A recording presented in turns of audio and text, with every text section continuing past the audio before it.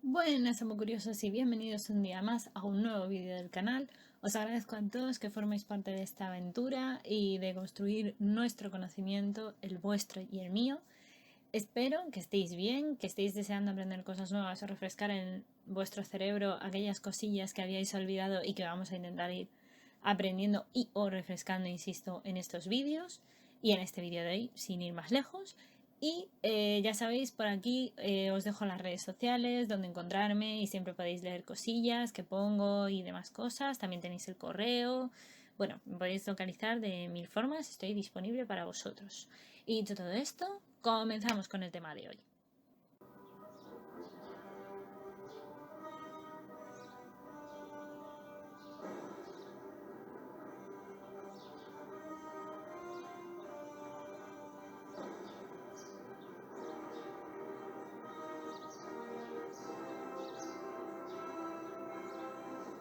Hay un punto importante del que tendremos que hablar, que es los potenciales de membrana y los potenciales de acción.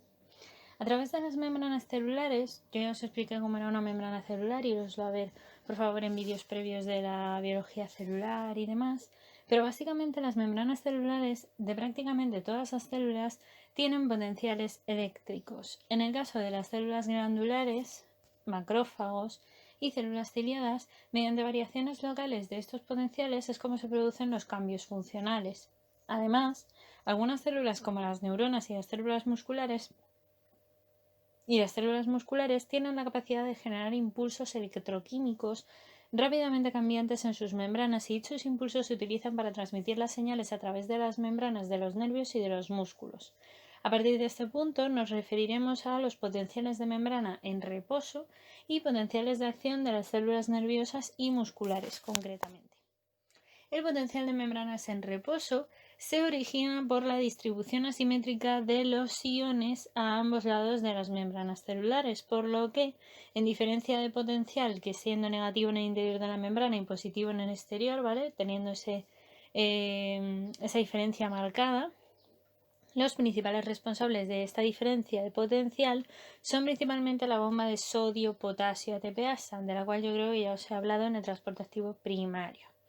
Es una bomba electrógena en la que los canales de potasio van a ayudar a que salga el potasio y el acúmulo intracelular de moléculas de gran tamaño cargadas negativamente como las proteínas o los fosfatos orgánicos.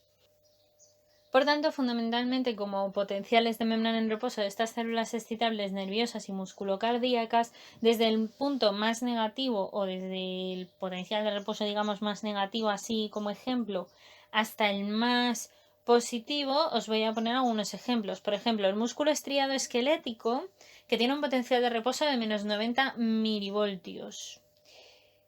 Tenemos también el músculo estriado cardíaco de potencial de reposo de menos 85 milivoltios, que es en las aurículas, el ventrículo, bueno, aurículas, ventrículos y haz de His, de los cuales ya os comenté un poquito en el tema así introductorio de los sistemas, y si no ya lo veremos tranquilamente. Las células marcapasos, que también son parte del corazón, también son importantes y tienen un potencial de reposo de menos 60 milivoltios en el nodo o en el nódulo sístole auricular o auriculoventricular, ¿vale? También tenemos la neurona, que se me ha olvidado que estaría antes incluso de las células marcapasos, con un potencial de reposo de menos 70 milivoltios, y el músculo liso con un potencial de reposo de entre menos 50 y menos 60 milivoltios, ¿vale? Ese sería el más positivo. Tengamos en cuenta que esto tiene cierto sentido porque, como ya os comenté, el músculo estriado esquelético y el estriado cardíaco son muy parecidos. Las células marcapaso son prácticamente parte del corazón, evidentemente, y por tanto también tiene sentido que estén cercanas en cuanto al potencial de reposo. Y no obstante, fijaos la diferencia, ¿no?, del músculo estriado cardíaco de menos 85 a las células marcapaso en menos 60. Hay una diferencia ahí importante. Y las neuronas, que es muy importante que os acordéis de ese dato de menos 70 para poder ver luego otro tipo de cuestiones. Entre otras, lo que vamos a ver ahora, que es el potencial de acción, ley o principio del todo nada, también se llama así. En principio, los potenciales de acción son cambios súbitos del potencial de membrana que se propagan rápidamente a lo largo de esta membrana. Determinan un cambio reversible de una diferencia de potencial negativa hasta otra positiva mediante la difusión simple tanto del sodio y del potasio mediante canales activados por voltaje. En cada caso de célula excitable,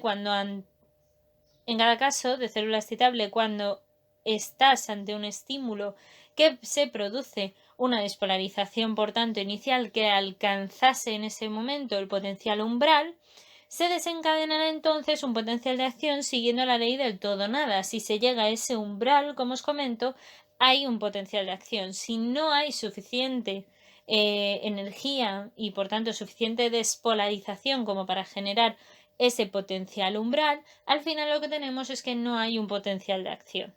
El umbral de excitación concretamente va a corresponder con el voltaje a partir del cual la entrada de sodio supera la salida del potasio. Ese es el punto límite donde se produce ese potencial umbral.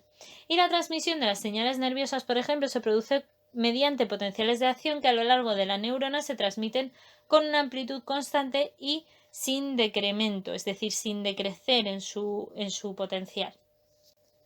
Por otra parte, también he de deciros que el potencial de acción consta de varias fases en sí mismo. Si lo vemos representado, vemos que tenemos una fase de reposo.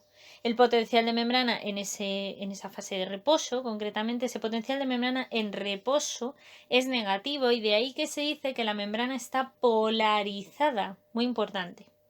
La fase de despolarización, que sería la siguiente, es que ante un estímulo, el que sea, por ejemplo, imaginaos que llega alguien y os toca, ¿no? Os hace una caricia y tal.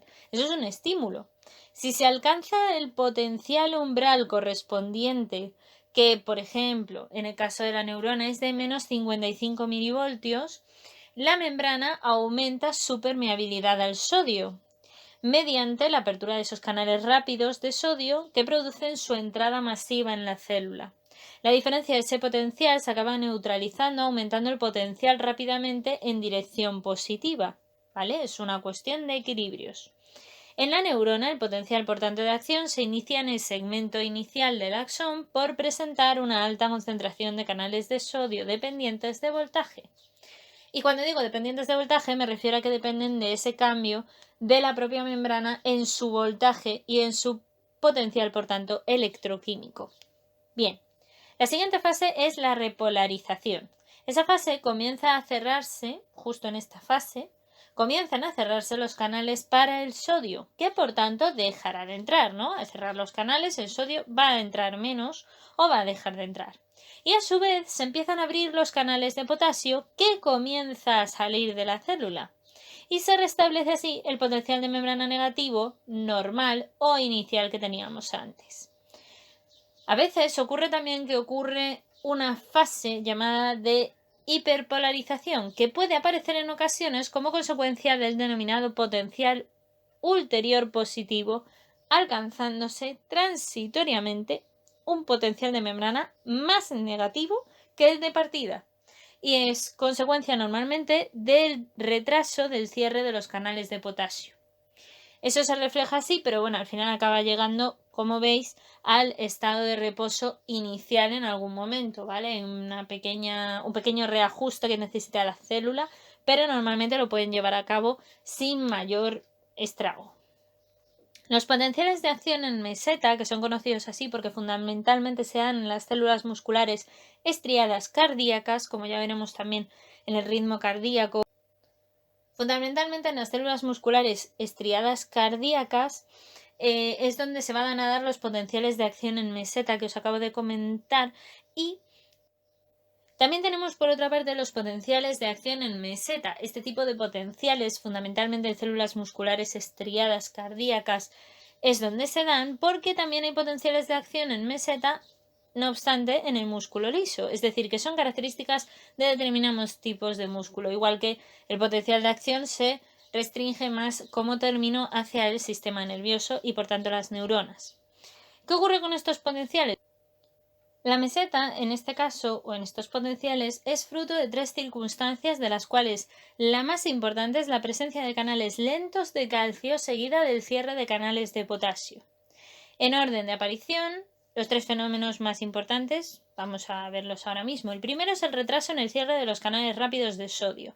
Es decir, comparado por ejemplo con el caso del potencial de acción de la neurona, vemos que el cierre de los canales rápidos de sodio se da pues más lento, un poquito más lento ese cierre. La apertura de los canales lentos de calcio provoca la entrada de calcio al final de la despolarización, de manera que producen un pequeño retraso, esa meseta, ese retraso también, que al final hacen que la caída, la repolarización, no sea tan rápida como ocurría en el caso del sistema nervioso. Bien, y también el cierre de canales de potasio y la apertura lenta de los mismos hace que también ese efecto meseta ocurra en la repolarización hasta acabar produciendo evidentemente nuevamente el proceso de llegar al estado umbral o al estado de reposo, como ocurría también anteriormente, como digo, en el potencial de acción. Por ello, mientras la duración del potencial de acción en un músculo esquelético es inferior a unos 5 milisegundos, en el músculo cardíaco es de unos 200 a 300 milisegundos. Esto permite a la fibra muscular esquelética una mayor frecuencia de contracción y evita también la tetania del músculo cardíaco. ¿Y qué es la tetania? Pues evitar que se quede contraído y ya no haya más contracción. O sea, que se quede, digamos, como congelado en la propia contracción, ¿vale? Se bloquea tanto el sistema que no sería capaz de contraerse y descontraerse y pensar todo lo que supone eso en el corazón. Si el corazón necesita estar bombeando continuamente, es decir, contracción, descontracción continua. Entonces, fijaos cuán importante es este mecanismo. Así pues, la meseta del potencial de acción tiene una máxima duración en el miocardio ventricular, es decir, en la zona del ventrículo tiene una máxima duración, no se puede mantener indefinidamente, pues precisamente para eso, para que no haya tetania, ¿vale? Para que no haya una contracción que el músculo propiamente no lo pueda soportar. Por otra parte, también tenemos que hablar de un término importante en estas cuestiones de los potenciales y es el periodo refractario. El periodo refractario es el periodo en el que la célula excitable no responde ante un estímulo y por lo tanto no generará un nuevo potencial de acción. Determina así la dirección de propagación del potencial de acción a lo largo de la fibra nerviosa, también impide la tetanización en el caso de que sea el músculo cardíaco, ¿no? Y también condiciona la frecuencia cardíaca máxima teórica que se supone que se ha estudiado que se puede tener en el corazón. Así se distinguen dos tipos también de periodos refractarios, el periodo refractario absoluto o efectivo, que es el debido a la inactivación de esos canales de sodio de voltajes dependientes que hemos visto antes y de los canales de potasio, o incluso de ambos, que no es posible desencadenar un segundo potencial de acción por muy intenso que sea el estímulo que estemos recibiendo, porque su duración varía en cada célula excitable, todo se ha dicho, y es máxima en el músculo cardíaco por la duración de ese efecto de meseta que os acabo de comentar antes. También asimismo está el periodo refractario relativo, que es que durante la repolarización, esa bajada que teníamos de la curva, y hasta el final de la hiperpolarización, si la hay, como consecuencia de esa progresiva activación de los canales de sodio voltaje dependientes, la presencia de un estímulo excitatorio muy intenso puede provocar la apertura de los canales de sodio, dando lugar a un nuevo potencial de acción.